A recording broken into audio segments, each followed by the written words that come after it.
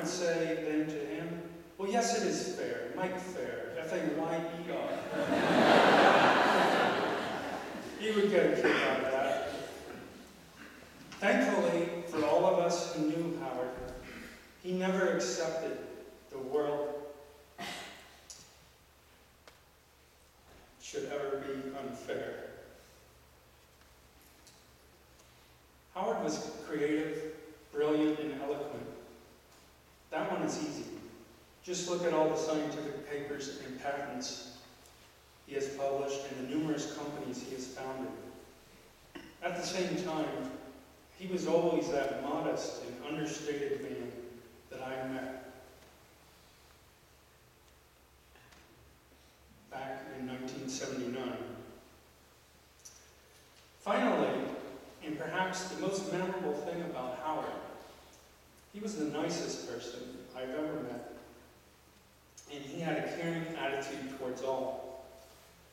I think it's appropriate to illustrate this aspect of Howard with Howard's own words.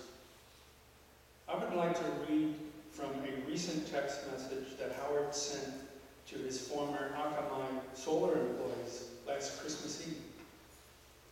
Hi everyone. It's been quite a while, and I hope that all of you are well. We've gone through a difficult year, and I want to reach out and update all of you on Akamai Solar. I am happy and pleased to announce that after a considerable number of meetings, presentations, negotiations, etc., Akamai Solar is now funded and at a significant level. Though there still remains a few perfunctory tasks to tend to, I want to let you know that I will be approaching all of you with more details and will be available to answer any questions. However, I understand that some, if not most, of you have already found good and stable employment. I do not wish to detract you from that should you understandably wish to remain where you are. As always, your family is your highest priority, and your decision should be based on that. Please do not feel any obligation to leave for Akamai Solar. Finally, it has been one of my greatest pleasures to have associated and worked with people of such character, ability, and dedication as all of you. I wish all of you and your families a warm and blessed Christmas and a joyous New Year full of renewed hope and excitement for things to come. With my utmost respect and warm regards, Howard. Goodbye, Howard. I miss you, and I love you. Thank you.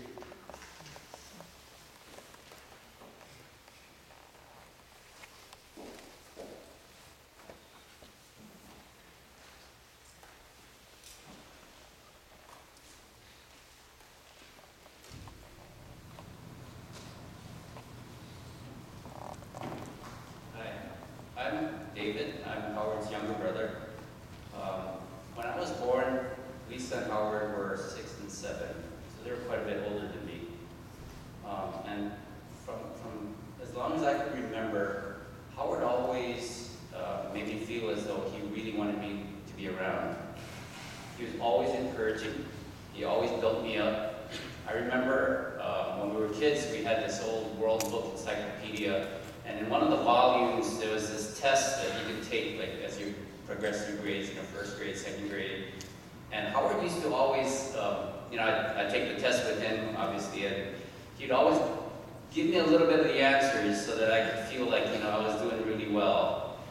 And then fast forward to when I was applying to colleges, I really wanted to stay in Hawaii and go to the University of Hawaii. But Howard encouraged me to apply to Stanford, even though I didn't have a prayer at all of ever being accepted there. Howard is always the very best older brother, and he took care of me and made it seem like it wasn't even a burden. I remember, I recall, like Stephen said, that we lived near a canal, and he'd go fishing there with bamboo poles, and he'd be fishing with his friends, and he'd let me come along even though I'd be running all over the place and scaring the fish. And I remember on one day, there was a big pile of dog poop, and I happened to run right into it. probably 12 then, and I think I was like 6. And Howard actually, very patiently, not mad at all, he helped clean me all up, and he got pretty messy after that. But as Stephen said, we did grow up in very humble means. There wasn't any money for toys or anything like that. So I have a lot of very fond memories with Howard. I remember taking a stool, turning it upside down, and using it as a basket to play basketball, or playing baseball with a ruler and a paper ball with tape. And one of Howard's favorite games was chess. Howard was a really good older brother, but he never did let me win.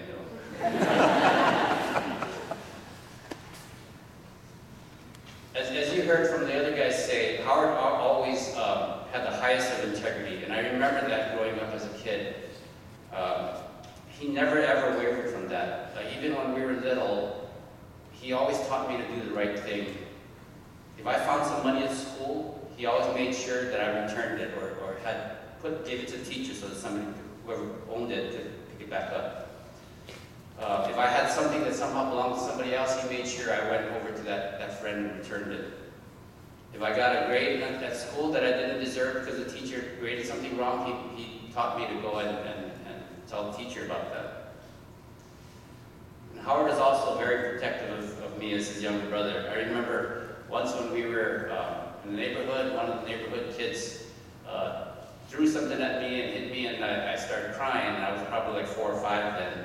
And Howard made that kid come all the way down to me and just apologize. Howard was really my role model. I remember as a kid, I wanted to be exactly like Howard. Howard, I think even to the very end, Howard had really nice handwriting. And so when I was a kid, I wanted to have nice handwriting. And Howard really liked to read. And I tried to like to read, but I hated it. Howard always did well in school, and I also tried to do well in school. And I remember I couldn't wait to get his hand-me-down clothes so that I could dress like my big brother Howard. And Howard was like a really great older brother, even when he was in high school.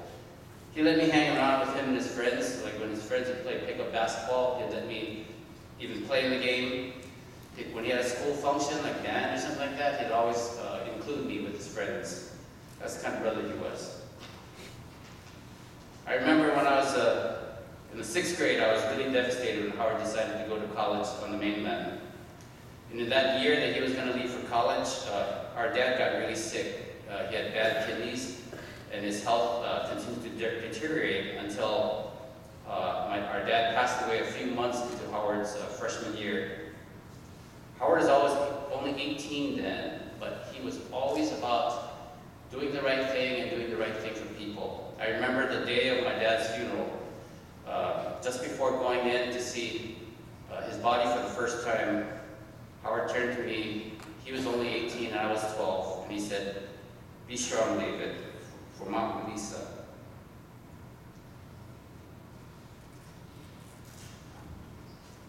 I remember through his college years, I remember I couldn't wait until it was Christmas or summer break when Howard would come home.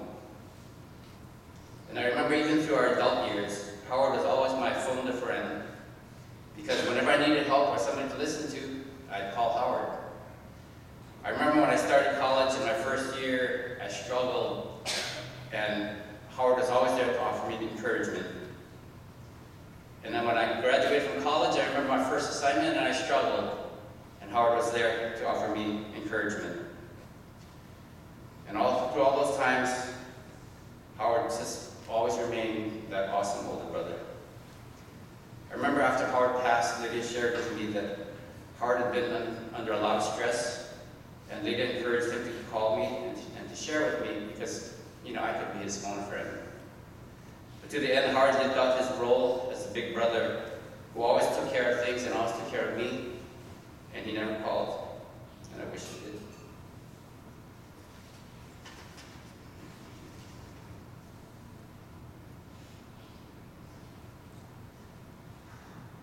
I always told folks that Howard was the smartest human being I ever knew. And he was, as you can tell from all the things you heard about him today. Our families would always joke about that. I remember once Howard and his family came to our Wendy's sister's house for dinner, and we all stood in front of the door like how kids do, like when you go through the chain in soccer. And when they came to the door, we all applauded and had Howard and his family go through the chain, and we were saying like, "Wow, here comes the smartest man ever." As you heard today too, Howard had quite a resume. Bachelor of Science from Harvard-Mudd, PhD from Stanford, postdocs, CTO, founder of many companies. But despite his credentials, I think one of the most powerful things that Howard leaves today is his testimony about Jesus Christ. Howard's entire life was dedicated to scientific research and discovery.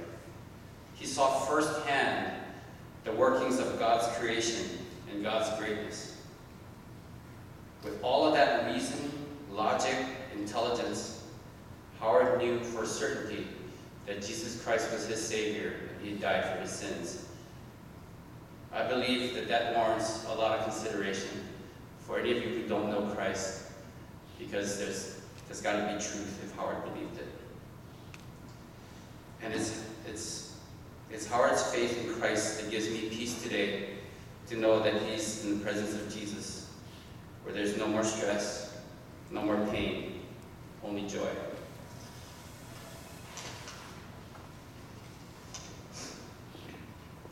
I want to say that I really do, I miss my big brother a lot. And when I first found out he passed, I wondered why God took him so suddenly. But when I look back at the last 6 months, I really see God's grace enacting in our lives in a very real way. As a family living in vastly different areas, it was hard for Howard and Lisa and my mom and Howard's family to all stay in touch. But in August, we had a really awesome family reunion.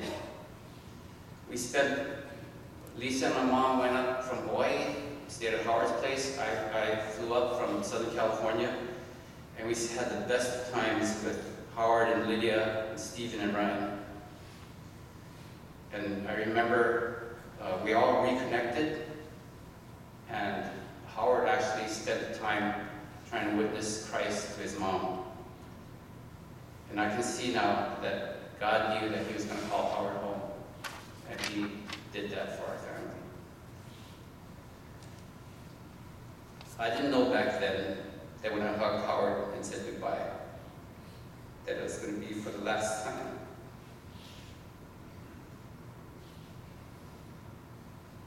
Thank you, Howard, for being the best big brother anyone could ever have.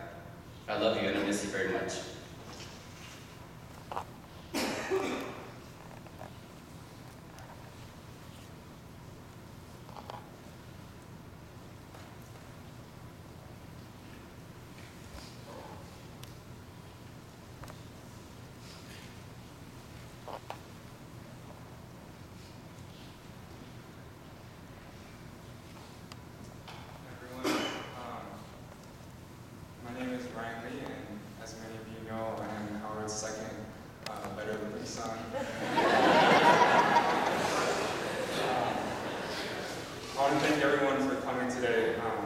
It's really nice to see people who influence all aspects of his life come together to celebrate him. So thank you for being here.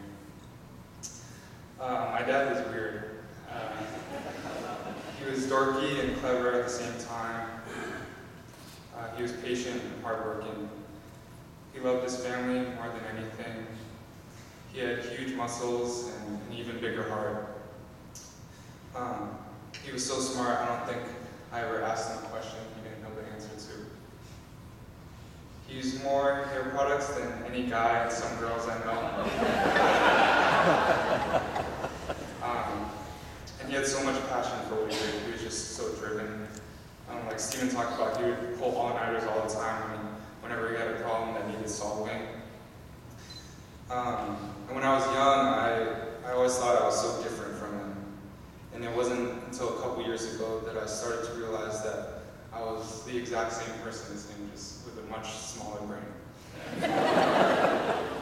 I even even have more hair products than my girlfriend now. He passed down a lot of characteristics to my brother and I. He always taught us to be polite, have manners, wash your hands, put things away after you use them. He also taught us to respect people and love others. He encouraged us to pursue our passions, and he always told me to never give up no matter what anyone says, even him. At the time, I couldn't have cared less about manners or making sure everything was clean. But all the values that he instilled in us have really shaped us into the men we are today, and I'm so thankful at how he raised us. When I was a kid, I was kind of a scaredy cat. I didn't really like the dark. I was scared of stuff in the closet or under my bed. But whenever I got too scared, I would run out to the family room. And my dad would always be there with the light on, watching TV or on his computer. He would always say, "Brian, this is your house. You don't have to be afraid." And he'd let me watch with him, and then after a while, he'd put me back to bed. I remember a couple times he would lay on the floor with me until I fell asleep. No matter how dark it was, I always felt safe with him. He always felt so much bigger than me.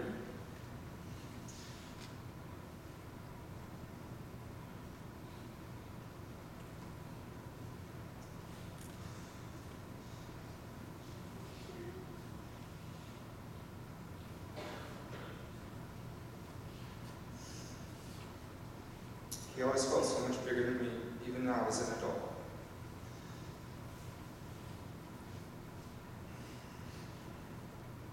I knew he would always protect me, never let anything bad happen to me.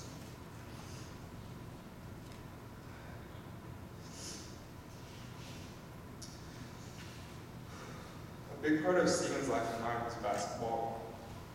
Throughout our school years, we played in different leagues. And Dad was busy much of the time, so he didn't always get to come to our games. But whenever he did, I distinctly remember him always getting upset at the referees. Whenever we got pushed, there was no foul. He was always rooting for us and getting ready to defend us. Just this last year, he started watching Warriors games with us. And of course, now he started yelling at the NBA referees. Like Stephen talked about recently, within the past year or two, we started having Sunday dinners together, and he was just so happy to see Stephen and Leslie and Jamie and I getting along. And oftentimes we would make him the butt of our jokes, and he would always take it like a champ. I'm gonna miss so many things about him, like how excited he got when Jamie and I brought snacks home, or hugging him before I left for a weekend trip. And even simple things like him asking me how my day was whenever I got home. Because I live at home, because I'm poor.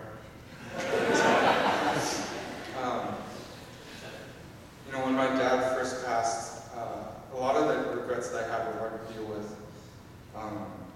Many of the stories that these guys talked about and the accomplishments that he had, I had no idea about. Of course, I knew my dad and his personality, but I didn't realize how much he had to go through and how amazing he was. I didn't take the time to ask him about his life and see how he could become the smartest man on earth. I knew he loved us, but I didn't realize just how much he loved his family. I never told him how proud I was of him or how much pride I had in being his son. But after the first couple days of wrestling with all these thoughts, I began to think about where he is and who he's with now.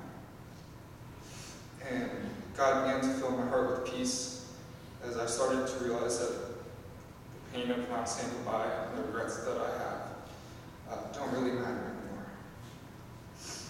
He's with our Heavenly Father now, and he knows exactly how we feel about him. He loved our family with the same unconditional love that I hope to show my kids one day.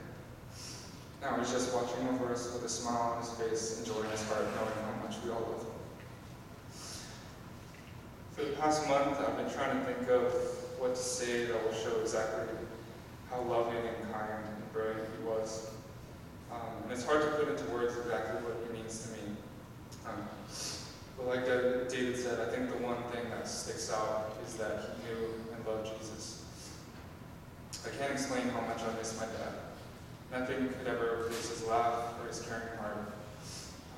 Even though he's not here anymore, I know he lives on through the beliefs and ideals that he instilled in me. And I can't wait for the day I get to stand next to him and worship our God in perfect peace. Thank you.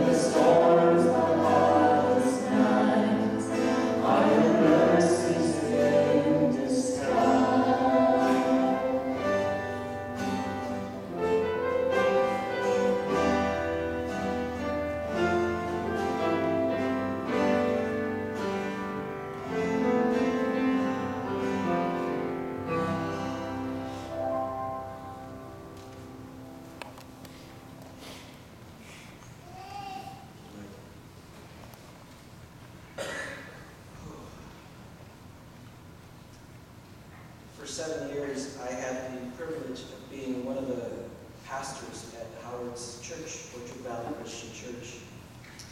And I would preach once or twice a month. And Howard was this quiet, humble guy who would hand me, he was one of the guys who would hand me the cordless mic right before I would speak. And then when I was done, I would hand him back the microphone. And if I preached a message that resonated with him, he would say, "Good job, Joe, good job."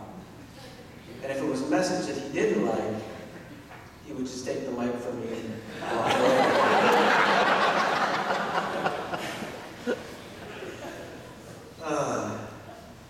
I am grateful to God for the life of Howard Lee. And as you all have heard, and as you know him, he had an incredible mind. He had that sense of humor. And he had a passion for Apple products, which I didn't realize. But he was a man who deeply loved his wife, Lydia, and his 2 sons, Stephen and Ryan. Howard also displayed his faith in Jesus Christ as he grew in discipleship and service to the Lord. And as you saw that in the slideshow, he played the clarinet and find ways to serve God in our church.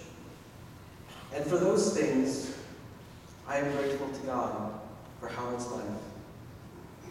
You know, a couple of months ago, I officiated a wedding here at the Bay Area. And at the reception, I had a wonderful time talking to Howard. And I remember driving home, after I left here to go back to the Seattle area, just telling my wife, Christine, boy, I had a great conversation with Howard. He was so happy. He was sharing stories and he was laughing with me. He talked about how happy he was in this stage of his life. He was so glad for the men of God Stephen and Ryan have become, and the faith that they have in Christ. He talked about, with a big smile on his face, how Sunday dinners are now often filled with the sound of laughing and his family. And I didn't realize that they were laughing at him. But he shared with me how when Stephen and Ryan were younger, he used to get so annoyed because it was so loud in the house, especially when he was trying to do work or get stuff done in his office. But now, he was telling me, he welcomed the sound of conversation and laughter that resonated from his family. He said, "Joe, now I love it. Now I love it." Howard's house was full of joy and laughter. And I'm guessing so was his soul. What a life Howard had in Christ. We are indeed grateful to God for Howard's life, which is why losing him is so devastating. I was crestfallen when I heard the news. I was in Seattle and I read it and I said, I can't believe it. And I told my wife, this is really unbelievable, it's unreal. And we were both very crestfallen and sad, as many of you probably are, or as many of you probably reacted when you heard the news. There is never an adequate way to fully prepare ourselves for such a great loss. When the separation from a loved one feels so final, there is a hole left in the hearts of those who remain, which I believe is a testimony to the way Howard endeared himself to all of us. Yes, there's an emptiness we have, and we will continue to face that emptiness. And so it's appropriate to turn to Jesus during this time when we are most in need of comfort and strength. We learn from Psalm 46, a passage that was read earlier, that God is our refuge, and He's our strength. Because God is a very present help in times of trouble, we have courage. And though the earth and our lives as well, it changes, and though the mountains slip into the heart of the sea, and though its waters roar and foam, and the mountains quake at its swelling, we will not fear. So why do we take courage? Do we take courage out of our own human will and our strength? No. We take courage because the Lord of hosts is with us. God is our stronghold. God is our peace. Jesus himself tells us, do not let your hearts be troubled. Believe in God, believe also in me. Why shouldn't our hearts be troubled, and why should we believe in Jesus? Because as Jesus says, I am the way and the truth and the life, and no one comes to the Father but through me. Jesus is the way to peace and hope, because in his hands are eternal life and assurance of life beyond the world. He speaks of the truth that God so loved the world that he gave his only begotten Son, that whoever believes in him shall not perish, but have eternal life. Our troubled hearts can rest knowing that in Christ we have the way, we have the truth, we have the life. And we have assurance that for Howard, the truth of who Jesus is was held deeply in his heart. And I love what David said earlier, that there's got to be truth if Howard believed it. And that's so true. For Howard, his faith and his relationship with Christ was evident to his family and those who knew him. You know, we often think that we have more time in this world than we actually do. And I don't know if you say this, but we say this many times. I'll get to it later. It can wait. Let's just do it tomorrow. And while it's true that there are trivial things in this world that can wait till tomorrow, that we can push off until later, there are weightier things that cannot be pushed off at a later time. And in light of the brevity of our lives, let's cling to what matters most in life. For Howard, it was obvious. It was Lydia. It was Stephen. It was Ryan. And now his growing family. They were his priorities. And it was also great to see and hear how God widened and deepened Howard's appreciation for his family